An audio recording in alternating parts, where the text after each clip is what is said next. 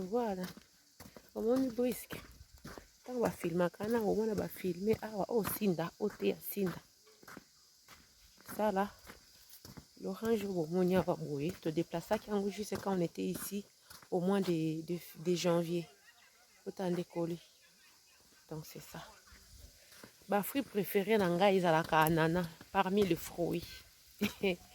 Quand on habitait Kisangani, mon mari m'avait dit Narolo nelayo 1 hectare ya ananas. Olia ananas, olia ananas, olia ananas olembi bandeko. Donc tellement na lia ananas na baya. Donc na ebite soki na osombaka ananas na vie nanga. J'ai tellement bouffé. Oh nyoso bumuniza plantation ya kala. Mais le coup l'ananas c'est koufaka te. Il s'agit qu'à basala kaka chrétien. Là bozo mona les ananas. Bozo mona les ananas. Là bozo mona les ananas. Donc bomoni oh les ananas. Donc j'ai bouffé, j'ai mangé à tel point que vous n'avez pas l'idée. Mususi yango wana, mususi yango wana, mususi yango ya mukie. Donc voilà. Mususi yango yo. Mususi pe kuna eza na kati ya matiti. Nanda kolinga tellement ananas que bandeko. Imaginez-vous, on a plus de 30 ananas au bout na mukolo. Olia ni kotika ni. Donc eloko olia ezati ya kotika pe ezati. C'est plus que dit. Voilà la famille. Na été se bozo mona. Oh eza café. Oyo. Eza jeune plante à café. Na ne bani kokola te. Oyo. Ekokisi déjà. Oyo eza café. Ba kontaka banda depuis basalaki nini oyo babenga nini pépinière ti boye. Ba kontaka te mukolo bolongoli botie na nini non, ese kokisi. Nga na na vidéo. Oyo bomoni eza café. Oh bomoni eza café. Na yebi se bozomona ngulu kuna na kati. Yana kuna kimi. Oliama aba foka. Oh bomoni eza café. Oyo café. Mbila. Je ne sais pas si vous pouvez voir. Bon café. Café.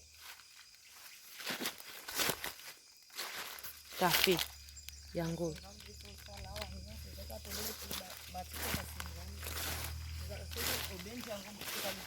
Café. Oh. Donc, vous avez un espace, je crois, il y a 3 mètres. Hein? 3 mètres entre les plantes de café. Nous avons un café. Awa nyon soto. Café na kata matiti. Café na kata matiti.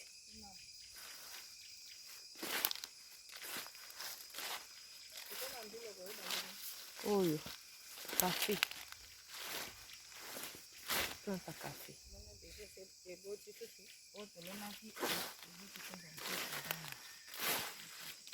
Je sais pas si vous pouvez voir la différence. Café yango. Oh. Na kata matiti. Donc c'est ça. Distance à 3 mètres. Mususu yango oh. Oh. Café. Oh kuna café. Oh kuna café. Oh kuna café. Oh kuna café. Na kata matiti. Et c'est dans le sarclage. Oh yo. Café. Café oya café pendo ya o ba melaka nini oyo. Na ko dinda libulu pam. Oyo ke bambile eza na kati ya matiti eh. Bambile eza na kati ya matiti. Mona. Ko banda wana esika clôture ya bandete ezali. Wana bo. Tozo kenda nyonso. Kote wa ndesi kongeleza. Matiti. Na sa matiti. Café ezali. Mbila ezali.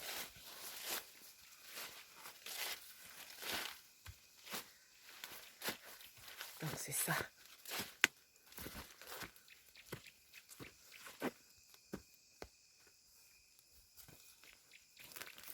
Un jardin d'aubergine. Zamba o nyonso. C'est à nous. On a 400 hectares. Siko banzeto bomoni wana nde bakwisa yango basaleli makala. Donc jusque là on n'a même pas utilisé encore même pas 10 hectares. Donc on a plus de 350 hectares oyo nano esimbami te na kosala makala et tout. Voilà.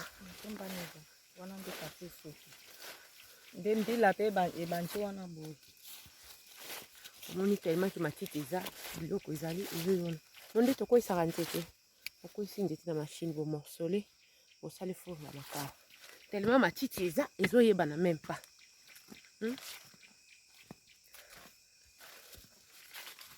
Nzete milai likolo nango tombole beti tala makemba na kati ya matiti.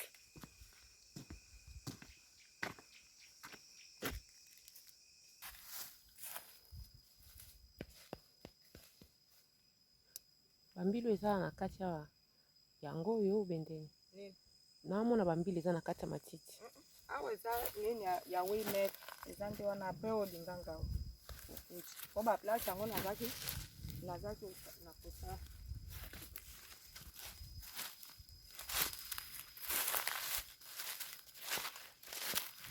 mbilo bataka espace ya 8 à 9 mètres entre les mbilo.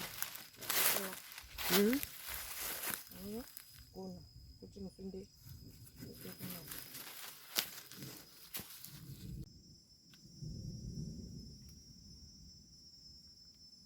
yango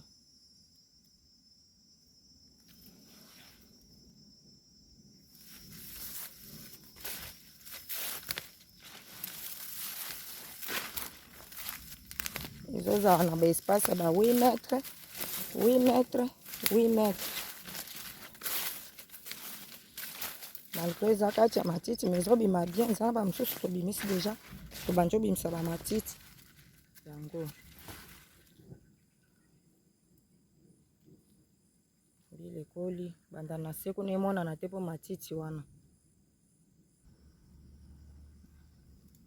mbila yango mpona nde tobandaki place tobandi obimisa matiti nde emonani ti na se nango mais matiti moke moke ebandi obima pembeni yango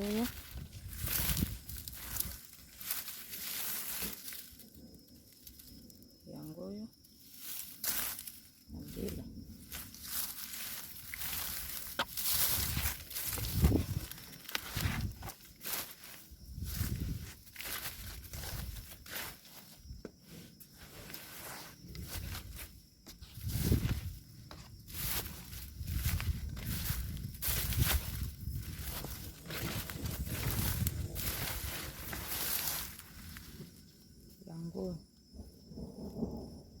moni pe neti matiti eza vraiment ndenge ya kofilme nyonso komona molai bo eza te donc matiti ekobima bando bimisaka malembe malembe. Regardez, ça c'est ce qu'on appelle la forêt vierge. Ah! Je vais créer comme Tarzan. Oh, bon, ngunda. Ozamba depuis nzamba salango.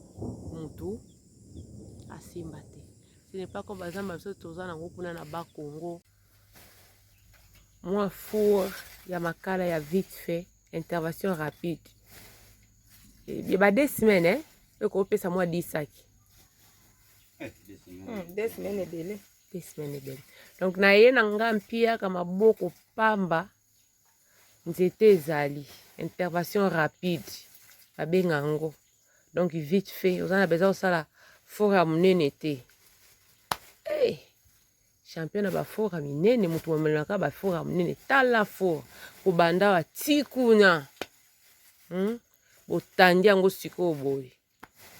O intervention rapide ebumelaka nango te 2 semaines ezebele. Osha okati kozwa banzeta minene penza te. Ba grime ya minene te. Moi banzeta moyenne. Machiniste akati. Allez. Mibali ba classé. Babwaki mabele, bazipi na mandalala. Allez. Go moto. 2 semaines ezebele allez.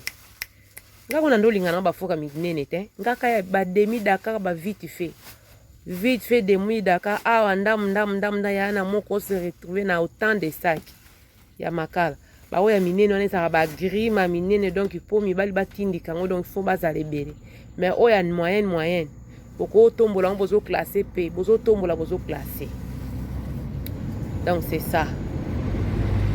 Quand on dit paradis sur terre, yango bato bauta kisangani baye kolokota ba mbinzo. Pero la mbinzo eleki. Boza tena mbinzo boka osite na filmer. Hein?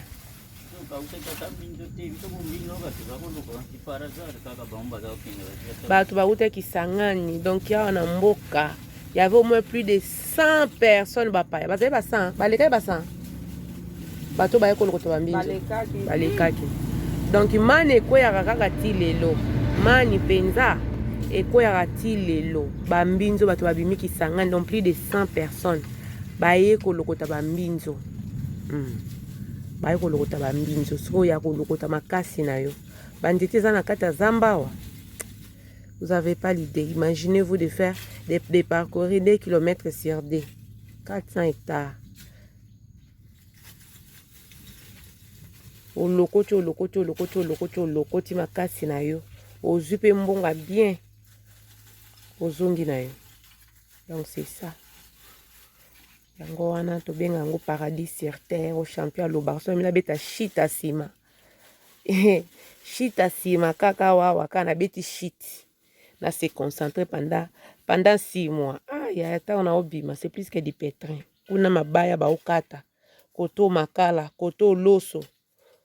Koto kuna ninyo masango. Wana ezaka ba biloka ba 3 mois. Loso koto yo masango, nguba, mbika. Seigneur. Okoti ngunda. Naibaka nakotaka wa. Oto nayaka na bana wana pendant 3 mois. Na se concentra. Jesus so.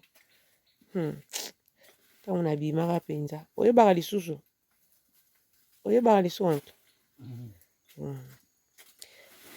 Concentration. Okoti maki. Ta on abimaka non, c'était du pétrin. Donc yango wana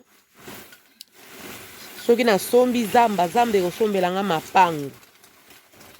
Mais soko sombi lopango lem soza na besoin osala ba travaux, il faut bakisa lisu mbongo.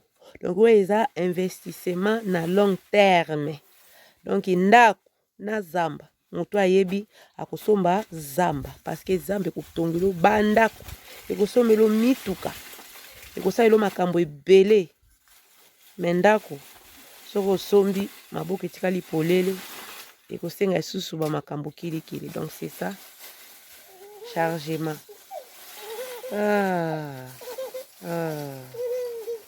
C'est fini. Oh, diamant noir. Nzete eza na zamba oyo. Moto akosala bilanga. Akosala makala pendant 20 ans nzete osila te. Parce que nzete botaka pe. Soki bokati ezalaka na ba graine ekoya komona oya mike ezosala nini ezobota. Oh babenga ngo diamant noir. Na beta mbongo na kisangani mpona makala. Soki na bimi na fuso. Na bimi na varié. Yango ba recharge.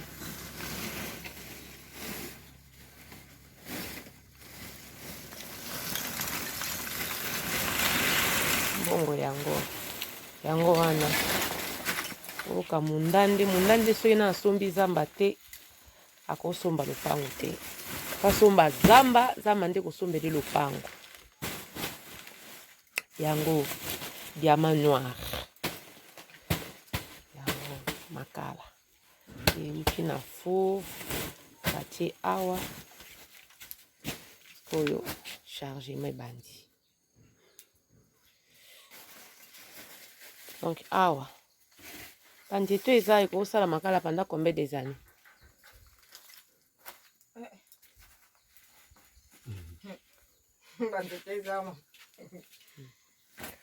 Zambo eza na nzete. eza na nzete ya libaya, eza na nzete ya makala. Bosali bolembi. Ya biso kutongo tanda kosala ezali kaka na ebandeli ya 109 wana. Juste kaka banzete donc na ba 600 mètres na ndako. Nde tokoisaka banzete. Donc non tosali ata 10 hectares comité ya makala ya banzete. Même pas ata 5. Donc awa souci na ngai ezalaka projet na ngai nazalaka na vie bomoni na poto nde ezalaka na ete mwa bamakalo batekelaka biso wana. Moi je peux fournir braise toute une année. Baye bakangi eloko ebomaka biso ka eza transport. Nakoki kofournir mpenza mwa bamakala wana batekaka wana baneti na valeur ya 3,50 €. Donc moi chasser soki ezalaka ya 2,5 kg. Donc ici là rêve na ngai yango wana totalelaka mokolo mokonzi ya mboka obongisa mboka oyo moto aza na possibilité ya koimporte bomona mpenza bamakala na kasha dikina. Po nzete eza ya koluka te na zamba on a 400 hectares. Donc osala makala donc bana bakomi bakoko banzete eza kaka oyo sikoyo eza bamitu batiaka likolo tala likala oyo eza babengo nini baperiki. Voilà oyo batiaka likolo ya makala.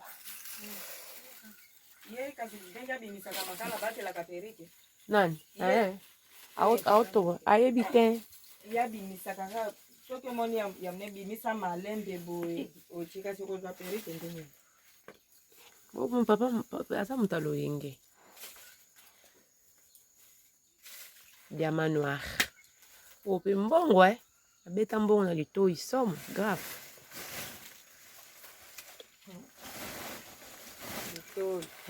So engano makala nange encore makala ngunde eza makala popolo te. Donc makala oyo soki ekangi ekendaka. Acheter une maison ou oponi nini ou une forêt oponi nini. L'histoire annoncée awa nde awa eza babengo snell na biso yango oyo. Donc tozo charger lelo mwa moyo ebeti. Dieu merci. Sinon ngezalaka du pétrin. Bienvenue chez nous, bienvenue na concession. J'espère que vous allez bien. Moto bomoni oyo yangai. Voilà. Ya mama champion. Zamba ou bien Lopango. La famille, l'histoire a commencé ceci. Beaucoup d'années passées, quand mon mari a voulu acheter une parcelle à Kisangani, viena ye moko ya mundande a recommandaki eke asomba zamba ekopesa ye makambo ekopesa ye mapango. Awa tozana makala ya papa Macamps, aza voisin na biso na Kisangani kuna, asengaki akota zamba ya kosala makala. Donc vous voyez, fo ndambo eza kuna azobimisa malembe pomoni abandi déjà ko-charger. Donc ça c'est la richesse oyo eutaka na zamba. Voilà. Twende.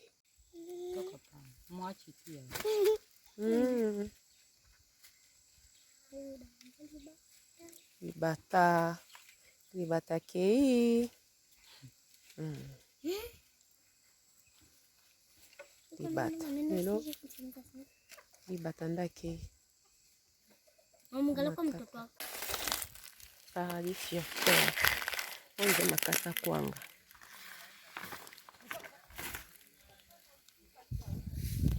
Ba voisin na biso misatu kuna Kisangani bayaka kobuka avec notre permission bien sûr. Makasa basala kwanga ekolaka boye donc ezaka makasa loka makasa ba nyonso bomoni yango kuna nyonso ezebele yango makasa kwanga yango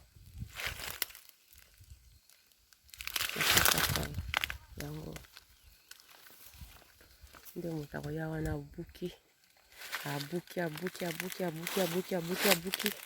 mon transport na ya tekipe a vu quelque chose. Donc voilà na zamba nyonso ezali ba jeune plante ya bambila bomoni nde vraiment bénédiction ezaka différemment.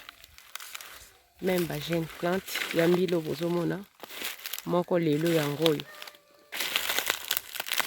babimisi moni kuna bambila otali bien kuna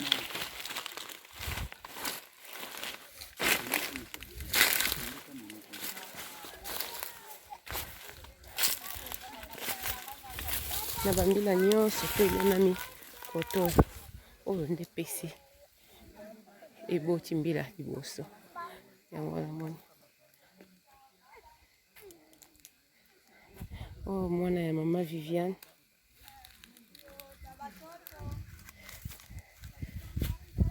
sela nana filme mbila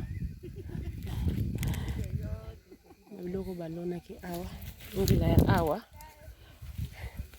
plus de 300 et quelques plantes ya liboso yango omoni. Donc awa ezali mbila ya 4 ans moni mbila yango wana obomonia eza mbila eboti yango wana. Donc mosala ya 4 ans et demi kolongola matiti etu nde bomoni babenga bambila ya ngambi ebanda kobota na se ezomata yango nde nzambe akelaka bato. Même la bénédiction est différent te déplacer yango nzela moko na baninga mosusu me misusu eza no mikuse misusu eza milai. Donc yango Bible elobaka nature ete ya biso. C'est pour cela soko jalusaka mo fotika tala oyo eleki yango na molai me nani ebimisi mbila te mais ozomona quand même ke bana baza na se omoni ebandi kobima oyo pe même génération mais oyo omoni c'est ça mosusu yango oyo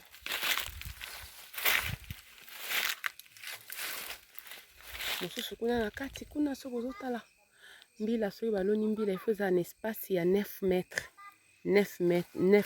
mètres entre baninga.